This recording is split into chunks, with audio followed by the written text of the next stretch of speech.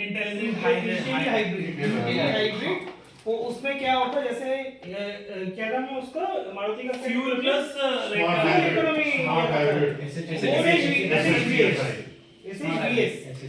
हाँ। तो जो मारुति में टेक्नोलॉजी है, महिंद्रा में वो IH होता है, इंटेली हाइब्रिड। गाड़ी अगर कोई सिग्नल पे रुकी हुई है तो IH में क्या है, वो फ्यूल इकोनॉमी, फ्यूल सेव करेगा, तो दैट इज हाउ माइलेज को बढ़ा सकता है।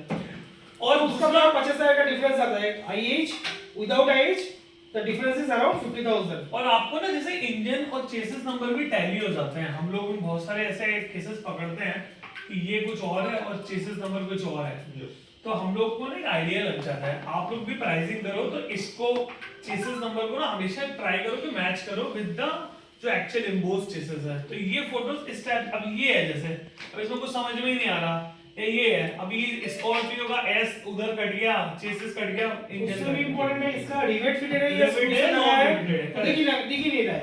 और एक चीज है, जैसे ये बहुत इंपॉर्टेंट है, महिंद्रा का प्लेट जो कि ये चेसिस क्या है, इसके आगे क्या मैन्युफैक्चरिंग रजिस्ट्रेशन है। और इवन आप लोग जब प्राइसिंग करते हो तो आप आरसी से एटलीस्ट आखिरी के 6 डिजिट तो मैच किया करो, बिकॉज मैंने कभी कभी देखा है कि कुछ एरर हो जाती है तो बहुत जवाब देने में हम लोग को दिक्कत होता है, लोग कभी ध्यान नहीं देते हैं। तो chassis number properly, photo, funding हो गया, प्रोसेस हो गया, गाड़ी फंडिंग हो गया। अभी जब गाड़ी कस्टमर पे नहीं कर रहा है तो एनपीए में जाएगा, बैंक क्या करेगा, गाड़ी को डिपो करने के लिए जाएगा, तब देखेगा आरटीओ में जो चेसिस नंबर है और गाड़ी में जो चेसिस नंबर है दोनों मैच नहीं कर रहे हैं। तो even if it is a gap of और मिसमैच ऑफ 1 डिजिट, तो गाड़ी को टेक्निकली डिपो नहीं कर पाएगा, क्योंकि वो एस्टैब्लिश नहीं कर पाएगा इसी गाड़ी के ऊपर उसने फंडिंग किया था। तो उस टाइम चलिए, और हमने टायर ही नहीं देखा कि नया है कि पुराना है। आप आज एक टायर छोटी गाड़ी का लेने जाओगे तो 8,000 का आता है, 4 टायर 32,000 रुपए हो गए। तो ये भी एक पोटेंशियल अमाउंट होता है। और जब आप 1.5 लाख की फंडिंग करते हो तो उसमें टायर के भी एक अमाउंट को कंसिडर किया जाता है। और सीवी में तो वो बहुत लाखों में होता है टायर। तो टायर एटलीस्ट ऐसे फोटो लेनी चाहिए कि हम उसके ट्रेड्स को देख सकें, कुछ भी नहीं ले लें कि हमने कुछ भी ले लिया और बाद में हमारे ऊपर वो एक क्लेम आ गया कि भाई आपने 100% टायर 90% दिया और गाड़ी में तो टायर 40% है। तो हमें ये चीजें ना धीरे धीरे लोगों को, ऑल्दो ये बहुत पुरानी चीजें हैं जो अभी तक सुधर जानी चाहिए, बट स्टिल आप लोग के लेवल पे ना आप एटलीस्ट अपने अपने क्लाइंट में थोड़ा फोकस करो। इफ यू आर सीइंग कि ड्यूरिंग प्राइसिंग प्रॉपर रिपोर्ट्स नहीं आ रही है, नीचे आप डाउन टाइम करो जिससे ये चीजें सॉल्व हो सके। हमारी जिम्मेदारी है कि whenever we are financing a vehicle या we are doing any inspection, then we have to ensure कि हम एक डिग्गी का फोटो लें, स्पेशली महाराष्ट्र गुजरात में मैंने देखा आप लोग ले रहे हो, बट यस हमें वो 100% लेने की जरूरत है। स्पेशली सीएनजी, और मतलब सीएनजी तो बहुत मैंडेटरी है, आप लोग लिया करो, स्टेपनी भी चेक किया करो, बट आप लोग थोड़ा ध्यान दिया करो कि सीएनजी अगर आरसी में इंडोर्स नहीं है तो there should whenever someone is doing any inspection वो इस तरीके से बाहर से फोटो ले या वो अंदर से भी ले।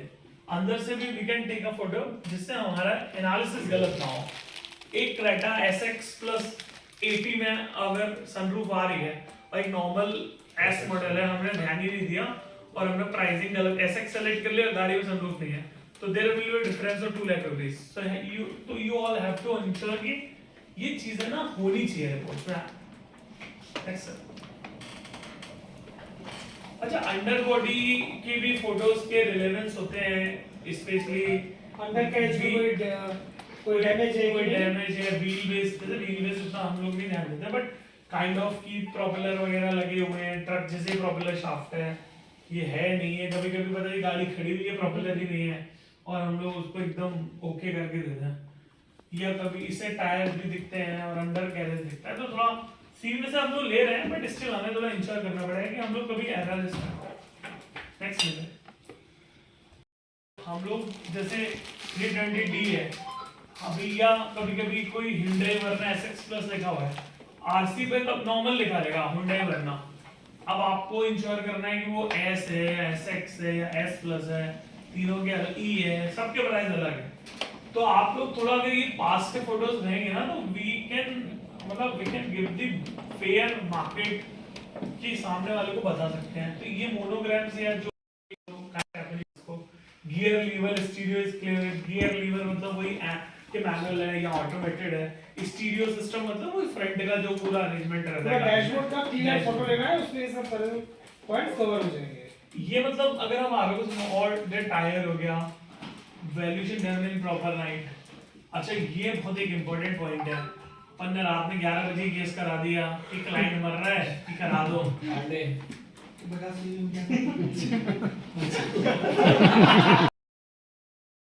गाड़ी में कन्वर्ट करके उसको हायर प्राइस में बेचने का चक्कर में रहते हैं। तो इसीलिए chances are very high to get the more and more manipulation in commercial vehicle segment.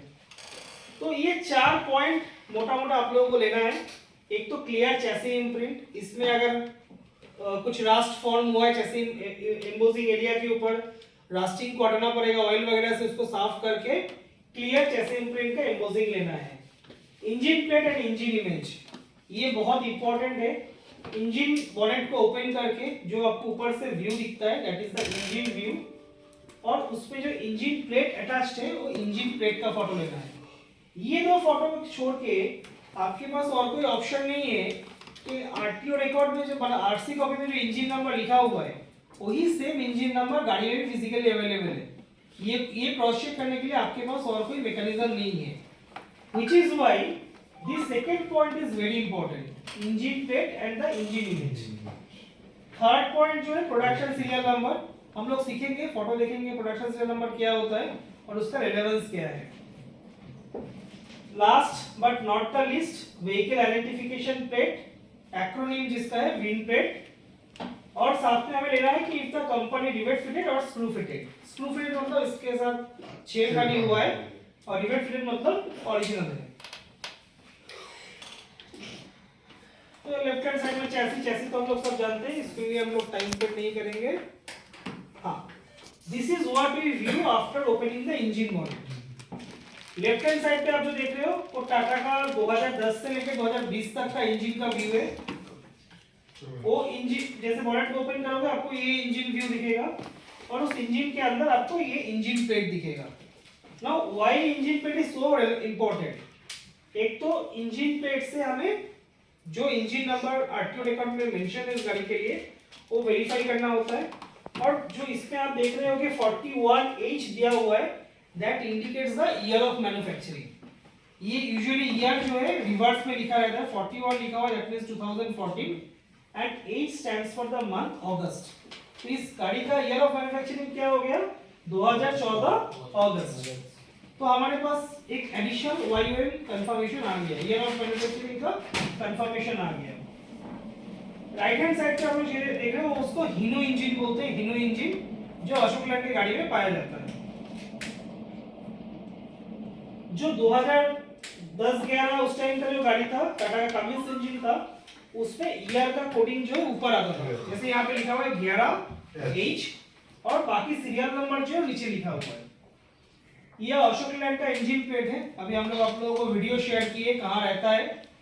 तो इस प्लेट में छोटा सा प्लेट होता है जिसमें इंजन सीरियल नंबर लिखा रहता है जो हम लोग मैच करवा सकते हैं आरटीओ रिकॉर्ड के साथ या आरसी कॉपी के साथ।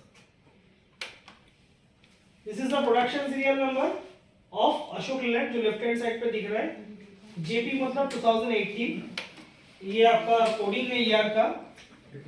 ये आपका टाटा का है राइट हैंड साइड में जो VY2 लिखा हुआ है, VY stands for year 2015।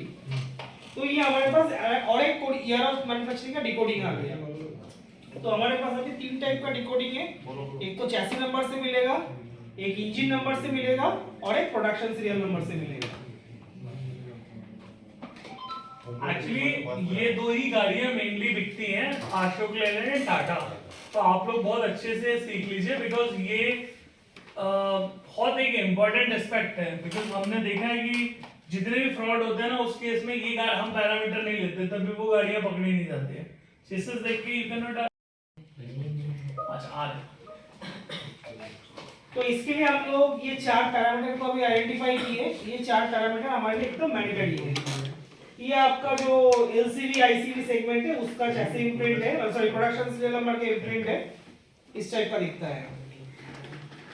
Now this is the wheel plate, the acronym of vehicle identification plate. ये आप देख के समझ ही पा रहे टाटा का है, वो अशोक लैंड का है। टाटा के लिए एक मेजर इंपॉर्टेंट फैक्ट ये है कि ये मतलब जो व्हील पेड है इसका फोटो बहुत इंपॉर्टेंट इसलिए भी है, इससे हमें पता चलता है कि ड्राइवर के भी चेंज हुआ है कि नहीं। जो कमर्शियल व्हीकल है उसमें क्या होता है, व्हीकल चलते थे कभी कभी ओवर टर्न होता है, मतलब पलटी मारता है। तो जब पलटी मारता है तो सबसे पहले डैमेज क्या होता है, ड्राइवर केबिन डैमेज होता है। तो अगर ड्राइवर केबिन बहुत बुरी तरह से डैमेज हुआ है बियॉन्ड रिपेयरिंग, तो उसका मालिक क्या करता है, वो मार्केट में जाके जो पुराने मॉडल का ड्राइवर केबिन होता है, तो जैसे उसका एक्चुअल गाड़ी 2018 का है, अभी 2018 का ड्राइवर केबिन वो खरीदने जाएगा, उसका कॉस्टिंग बहुत ज्यादा आएगा। वो क्या करेगा, लोकल मार्केट में जाएगा, जाके देखेगा 2012, 13, 11 का ड्राइवर केबिन उठा के लाएगा, वो उसका नया गाड़ी को उस गाड़ी के ऊपर माउंट कर देगा। और अभी उसमें डिफरेंस क्या आएगा, एनी गेस? अगर कोई 2013 का ड्राइवर केबिन उठा के लाया और उसका 2018 का गाड़ी में माउंट कर दिया, माउंट करके बैठा दिया, उसमें डिफरेंस क्या आएगा? विंग प्लेट का आएगा, तो विंग प्लेट 2013 का ही दिखाएगा। अभी जब वैल्यूअर जाएगा तो वैल्यूअर जाके पकड़ लेगा कि उसका जो गाड़ी में चैसी इम्प्रिंट जो है, ऐसी फ्रेम में जो इम्प्रिंट है वो दिखा रहा है कुछ और जो ड्राइवर केबिन है उसमें जो विंग प्लेट है, विंग प्लेट पे कुछ और चैसी नंबर लिखा हुआ है। तो अगर वैल्यूएटर स्मार्ट है उसको एक तो समझ में आ जाएगा, ये तो ऐसा नहीं है वो अपना गर्लफ्रेंड को घुमाने लेके जाएगा बोल के नया ड्राइवर के में लेके आया। तो वो एक ही पर्पस में अगर होगा, अगर गाड़ी उसका पलटी मारा है तो इसीलिए उसको इसे आइडेंटिफाई हो जाएगा कि ये गाड़ी का कहीं ना कहीं पे एक्सीडेंट या डैमेज हुआ है। कौन से एक्सपेंड तो रिपेंट और रैप कार में क्या है, ये पढ़ने जाओगे तो आप लोगों को बोरिंग लगेगा। तो मेन जो होता है कि रिपेंट मतलब उसका कलर पूरा चेंज कर दिया, ओरिजिनल कलर, और रैप मतलब उसके ऊपर एक स्टिकर टाइप का आ जाता है which actually protects the original color of the vehicle but it does not impact the resale value of that car। और नॉर्मली क्या होता है, जो premium and ultra premium segment का जो व्हीकल होता है उसमें लोग कार रैपिंग करवाते हैं। अरे बारिश में खराब नहीं होता है? नहीं, कुछ नहीं, इट्स लाइक अ स्टिकर, मतलब उसका ऊपर प्लास्टिक का स्टिकर आ जाता है। तो मान लो मेरे पास छोटी गाड़ी है, कैसी भी मैं कोई नहीं यूजुअली कराता है, ये एकदम प्रीमियम सेगमेंट का गाड़ी जो नहीं शॉकिंग लोग होते हैं वो कराते हैं कलर चेंज करते नहीं, स्क्रैच प्रूफ और डेंट प्रूफ होता है बड़ी बड़ी गाड़ियों में ना हो। नहीं, लाखों रुपए नहीं, 80,000 के आसपास लगता है। कलर चेंज हमारे यहाँ 360 पहले का फोटो है और एक रैपिंग के बाद का फोटो है। ये रैपिंग अंडरस्टैंड के अगर आपको रैपिंग का अंडरस्टैंडिंग नहीं है तो आप तो जाके इसको रिपेंट करके दे दोगे, दैट्स अ रॉन्ग फीडबैक। अब इसके बाद आप देखोगे कैसे आप रैपिंग को आइडेंटिफाई कर पाओगे। कुछ समझ में आया किसी को? ये जो डोर्स को ओपन करोगे ना तो उसके वहां से देख के आपको समझ में आ जाएगा कि ये रैपिंग है, ये कलर नहीं है। ये किधर है इधर ही धर लिया अपन ने इसको, यहाँ से एक्सपर्टाइज है अपने पास। डोर्स को ओपन करोगे तो दिख जाएगा। हाँ, वो डोर के उत्तर नहीं करवाते ना वो करते नहीं है उस जगह का। तो अभी तक कोई ये करते नहीं है कि व्हाइट कलर नहीं है। अभी देखो ये कैसे प्रूव होगा कि रैप पे पेंट नहीं है? तो आपका एक तो मिसमैच होएगा with the RTO record. RTO record के केस में नहीं आएगा ना। रैप सर कंपल्सरी नहीं होता है बट मेंशन नहीं करवाते। नहीं, जैसे मान लो कि तुम्हारा गाड़ी एक्चुअल कलर जो है व्हाइट है, आरटीओ रिकॉर्ड में तुम्हारा व्हाइट दिखेगा। अभी तुमने गाड़ी को रैप करवाया तो रैप का तो कलर, रैप का तो कलर तो नहीं चेंज हुआ। गाड़ी का कलर चेंज होता है ना, पेंट करवाते तो भी नहीं करवाते। वो तो अलग चीज, वो तो कंप्लीटली अलग चीज। वो है कि अगर मेरा रैप थे तो आरटीओ रिकॉर्ड से कैसे पता चलेगा? पता नहीं। ये तो बोलो कि आपने करेक्ट किया सब वीडियो। ठीक है, अब बंगाल ये कैसे, ऐसा नहीं कि कैसे अभी रेडीमेड ले सब खुद का बनाया हुआ है। ये ऐसे रैपिंग ऐसे होता है, ये रैपिंग को उठा रहा है एक्चुअली, निकाल रहा है। रैपिंग वहां से निकल ये जाए असली उससे नहीं कलर नहीं करवाया। ये तो होंडा सिटी है, बहुत छोटा सा वीडियो का जुगाड़ हो पाया था।